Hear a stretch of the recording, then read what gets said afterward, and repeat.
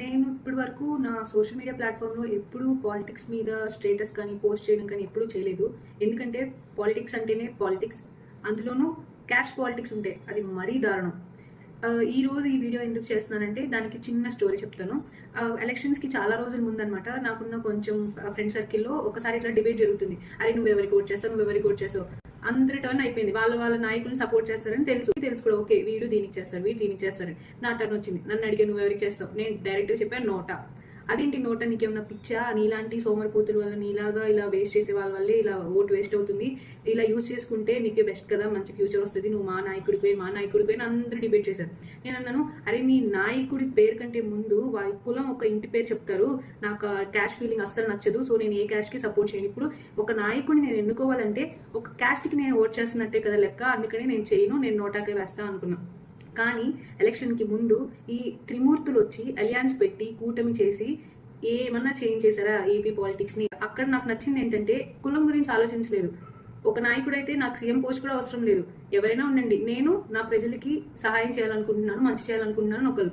ఇంకొకరు నాకు ఒకసారి మళ్ళీ ఛాన్స్ ఇవ్వండి, నేను మీకు మళ్ళీ ఇప్పుడు దాకా పోయిన ఇదంతా మళ్ళీ తెచ్చిస్తాను అని చెప్పారు. ఇక్కడ వాళ్ళు వాళ్ళ క్యాస్ట్ ని పెంచుకుందాం, వాళ్ళ క్యాస్ట్ ని ముందుకు తీసుకెళ్దామని చూడలేదు.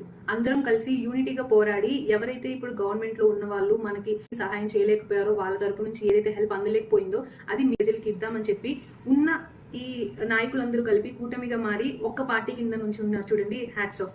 ఈ త్రిమూర్తుల వల్ల నా ఓట్ని నేను ఈసారి యూజ్ చేసుకుందాం అనుకున్నా. ఇంకా ఈ రోజు మార్నింగ్ నుంచి ఉన్న హడావిడి చూసి అసలు ఏంటో తెలియని ఒక ఫీలింగ్ అనమాట.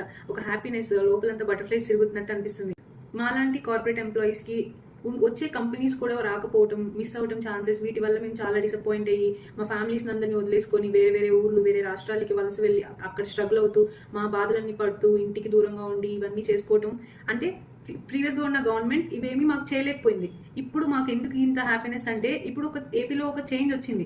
ఫస్ట్ క్యాస్ట్ అనేది లేకుండా యూనిటీగా పోరాడారు.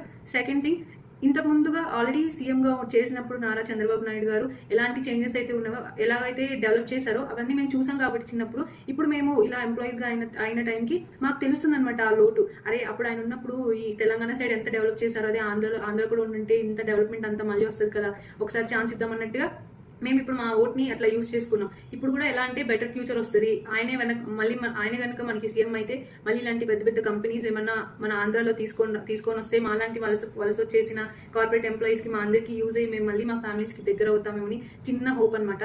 సో ఈ ఏపీలో ఈ పాలిటిక్స్లో వచ్చిన ఈ చేంజ్ బెటర్ ఫ్యూచర్ కోసమే వస్తుంది అనుకుంటున్నాము. అందుకని ఫస్ట్ టైం ఇట్లా పాలిటిక్స్ మీద ఒక చిన్న వీడియో చేస్తున్నాను. And hearty congratulations to Nara Chandrababu Naidu sir. And also congratulations to Pitapuram MLA sir, Shri Pawan Kalyan garu, and all the best both of you.